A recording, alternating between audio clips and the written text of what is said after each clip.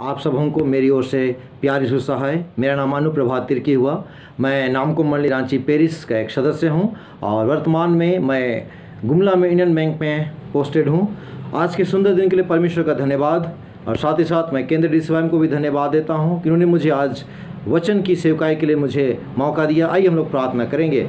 प्रेमी स्वर्गीय पिता, हम धन्यवाद देते सुंदर समय के लिए, जबकि आपके वचन से हम कुछ सुनना सीखना चाहते हैं। पवित्र आत्मा हमारे मनों को पिता प्रभु जी आप ही उभारिए। एक एक वचन जो पिता परमेश्वर हो वो आपकी ओर से होने पाए। मैं नहीं, लेकिन आप ही मुझसे होकर बोले पिता। वचन के द्वारा आशीषित होकर हम आप में बढ़ने पाएँ। सारी महिमा आपको देते, धन्यवाद के साथ प्रार्थना यीशु के नाम से मांगते हैं, आमीन।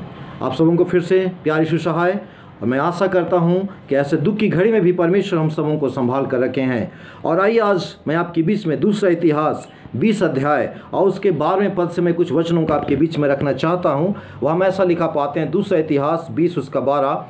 हे हमारे परमेश्वर, क्या तू उनका न्याय ना करेगा? यह जो बड़ी भीड़ हम पर चढ़ाई कर रही है, उसके सामने हमारा तो बस नहीं चलता और हमें कुछ सूझता नहीं कि क्या करना चाहिए, परंतु हमारी आंखें तेरी ओर लगी है।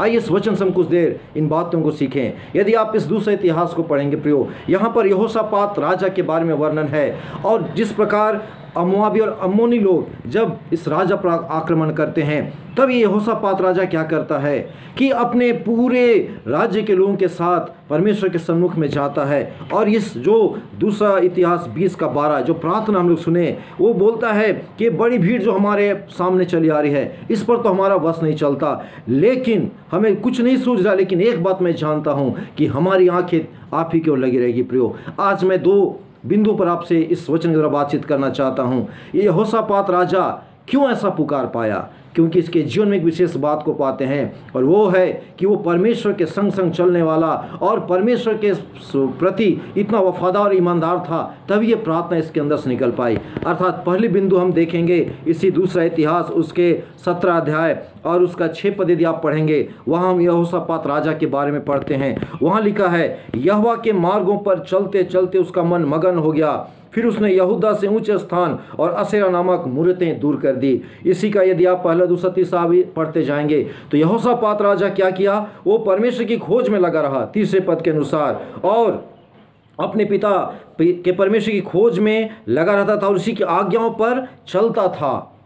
और यहाँ पर भी पाते हैं 6वें पद में कि यहोवा के मार्गों पर चलते चलते उसका मन मगन हो गया। अर्थात उसके जीवन में कितनी बड़ी आशीष थी कि अपने परमेश्वर के प्रति एक राजा होकर वफादार रहा, ईमानदार रहा, अपने अंदर पवित्रता की बातों को बनाए रखा। प्रियो, यदि आज ऐसी बातें होंगी तभी हम और आप परमेश्वर के सम्मुख आ सकते हैं। इसी दूसरा इतिहास 7 उसका 14 पद हम सभी इसको इन दिनों बहुत अच्छी तरह से पढ़ भी रहे हैं। इसके दूसरे खंड को तो हम अच्छा से पढ़ते हैं कि मैं उनके देश को ज्यों का त्यों कर दूंगा, लेकिन 14 दूसरा इतिहास 7 का 14 का पहला खंड है, तब यदि मेरी प्रजा के लोग जो मेरे कहलाते हैं दीन होकर और मेरे दर्शन के खोजी होकर अपनी बुरी चाल से फिरें, तब मैं उनकी सुनूंगा।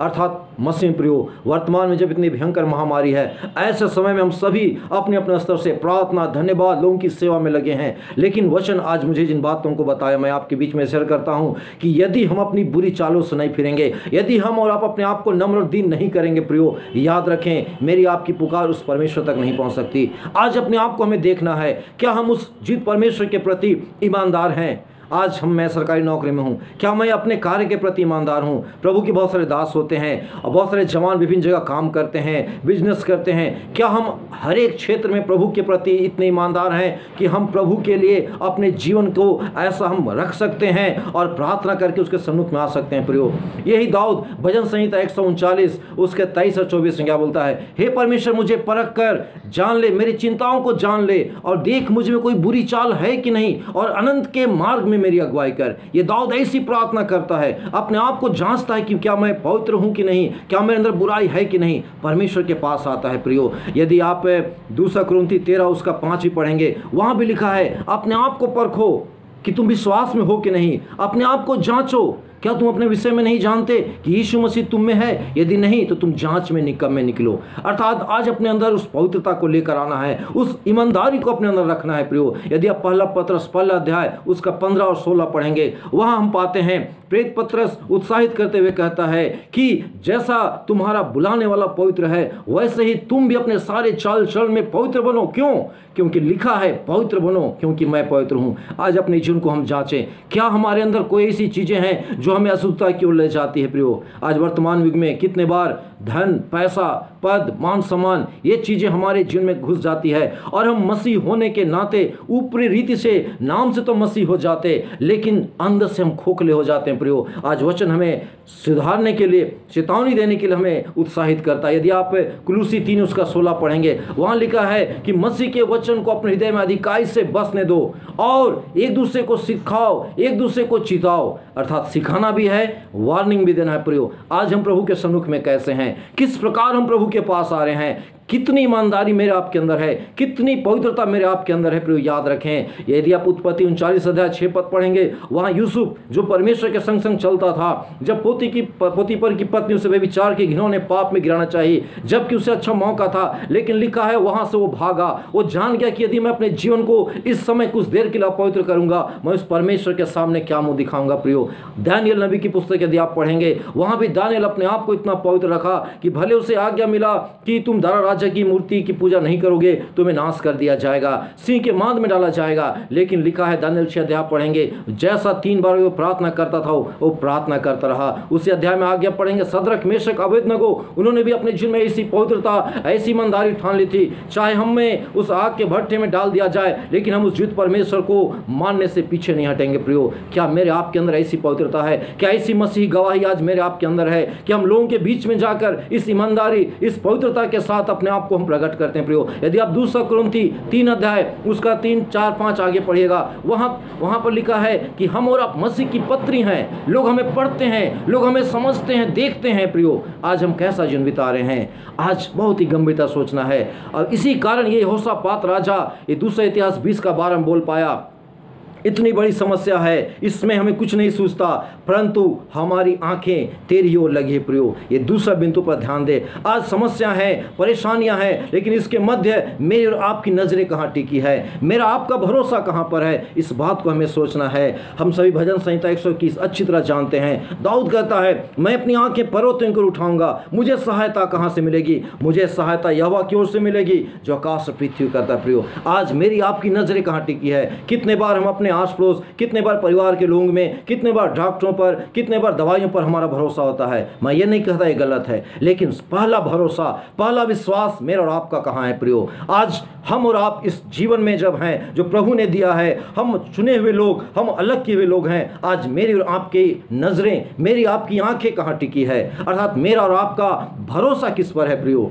यदि आप इसी दाऊद के भजन 20 अध्याय उसका 7 पद पढ़ेंगे, वहां दाऊद कहता है, किसी को तो रथों का और किसी को तो घोड़ों का भरोसा है, परंतु मैं तो या हम तो अपने यहोवा परमेश्वर ही का नाम लेंगे। आज उसी नाम को लेकर हमें चलना है। परेशानियां हैं, समस्या हैं, महामारियां हैं प्रियो, डिगे नहीं, कभी ना घबराएं, क्योंकि ऐसी बातें तो वचन में हम मसीहों के लिए बतला दी गई है कि प्रभु के आगमन के पहले ये सब चीजें तो पीड़ाओं का आरंभ मात्र ही होगा। लेकिन यदि मेरी आपकी आत्मा यदि प्रभु में है प्रियो, तो हम इन बातों से डरना नहीं। मृत्यु तो निश्चित है, लिखा है इब्रानी 9:27 में, मनुष्य का एक बार मरना, उसके बाद न्याय का होना निश्चित है। लेकिन उस न्याय के दिन के पहले मेरी और आपका जीवन कैसा है? हमारी नजरें कहां है? हमारी आंखें किस पर टिकी है प्रियो? यदि आप अय्यूब के जीवन को पढ़ेंगे, अय्यूब के जीवन में इतनी कष्ट आया, जबकि वो परमेश्वर का इतना सच्चा भक्त धर्मी था, लेकिन फिर भी उसके जीवन में इतनी समस्याएं आई, लेकिन वो परमेश्वर को कभी नहीं ना दुत्कारा, ना उसके ऊपर कुछ लांछन लगाया, ना क्रोधित हुआ। लेकिन उसने अय्यूब 19 उसका 25 में क्या बोला कि मुझे तो निश्चय है कि मेरा छुड़ाने वाला जीवित है और वो एक दिन पृथ्वी पर खड़ा होगा। कितनी बड़ी गवाही, मुझे तो निश्चय है। कि आज मेरा आपका भरोसा ऐसा है, हम कह सके हाँ प्रभु परेशानियां हैं, हाँ प्रभु समस्या हैं, लेकिन फिर भी मैं अपना भरोसा आप पर रखता हूं, क्योंकि आप डॉक्टरों का डॉक्टर, वैद्यों का वैद्य हैं और आपने मेरे लिए अपने जीवन को दिया, अपने आप को आपने हमारे लिए दिया, कलवरी क्रूस पर से अपने बहुमूल्य लहू को आपने बहा दिया। तो आज मेरा आपका भरोसा किस पर है प्रियो? हम मसीही होने के नाते एक एक बड़ी जिम्मेवारी है कि आज हम दूसरों के लिए हम कैसा जीवन बिताते हैं। गीतों को हम बहुत अच्छी तरह से गुनगुनाते हैं, गाते हैं, लेकिन एक एक गीत की उस गहराई को समझें। यदि आप गीत संग्रह से 193 नंबर गीत गाएंगे, हे प्यारो देखो झंडा उड़ता बीच आसमान, उसका कोरस है गढ़ना छोड़ो मैं भी आता। कितनी बड़ी आशा है। परमेश्वर बोलते हैं मत हिम्मत हारो, मत डरो, मैं तेरे पास आता हूं, मैं तुम्हारे संग संग चलूंगा। भजन संहिता 91 सभी हम गा रहे हैं, उच्चारण याद कर रहे हैं प्रियो, ये अच्छी बात है। लेकिन सबसे बड़ी बात है इन दो बातों को अपने जीवन में हम पवित्रता और ईमानदारी को बनाए रखें, अपने आप को शून्य कर लें, दीन कर लें, जैसा मसीह यीशु का स्वभाव था। फिलिप्पी 2 उसका 5 से आप आगे पढ़ेंगे। जैसा मसीह यीशु का स्वभाव था वैसे स्वभाव में हम बन जाएं, अपने आप को शून्य कर लें, अपने आप को नम्र कर लें। और दूसरी, अपनी आंखें हमेशा परमेश्वर पर लगाएं, हमारी नजरें हमेशा परमेश्वर पर हो, हमारा पूरा भरोसा परमेश्वर पर होने पाए। और निश्चय जब हमारा आपका भरोसा उस पर होगा प्रियो, तो सचमुच हम और आप हर परिस्थिति में हम प्रभु में बने रहेंगे, प्रभु में स्थिर रहेंगे, और प्रभु इन तमाम परिस्थितियों से हमें बाहर निकालकर अपनी महिमा के लिए जीवन से भी बढ़कर एक ऊंचा स्थान देगा। इसलिए आज मैं आपको इस वचन से उत्साहित करना चाहता हूँ। एक दूसरे के लिए हम इन दिनों जब प्रार्थना में हैं, अपने जीवन को भी जांचते परखते, एक दूसरे के लिए जैसा हो सकता है प्रभु की अगुवाई में होकर एक दूसरे के लिए सेवा में हम तत्पर रहें। यदि आप रोमी 12 उसका 11-12 आगे पढ़ेंगे, वहां लिखा है कि प्रयत्न करने में आलसी ना हो, आत्मिक उन्माद से भरे रहो, प्रभु की सेवा करते रहो, प्रार्थना में नित्य लगे रहो। तो आज इस वचन के द्वारा परमेश्वर हम सबों को इसी बात को बतलाना चाहता है प्रियो, कि अपने जीवन को हम प्रभु के हाथों में सौंपते हुए पूरी ईमानदारी पवित्रता के साथ जीवन बिताएं। हर प्रकार के पाप जो भी हमसे हो गई है उन सबको हम मान लें, स्वीकार कर लें। ये प्रभु ने फिर से मौका दिया है कि अपने जीवन को हम बिल्कुल जांच लें, अपने आप को प्रभु के सन्मुख में, एक दूसरे के सन्मुख में खोल दे, पारदर्शी हो जाए, नम्र हो जाए, शून्य हो जाए और प्रभु को पुकारें। निश्चय प्रभु मेरे आपके जीवन में और मेरे आपके जीवन के द्वारा बहुतों के जीवन में काम करने जा रहे हैं। आइए हम अपनी आंखों को बंद करें, हम प्रार्थना करेंगे।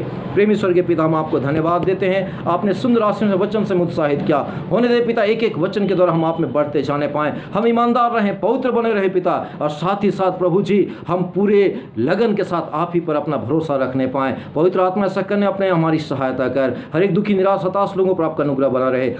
सारी महिमा आपको देते हुए हर एक बातों के लिए आपको धन्यवाद देते, प्रार्थना यीशु के नाम से मांगते हैं। धन्यवाद के साथ प्रार्थना उधर करता यीशु के नाम से ग्रहण कीजिए, आमीन। सबों को यीशु सहाय, बहुत बहुत धन्यवाद।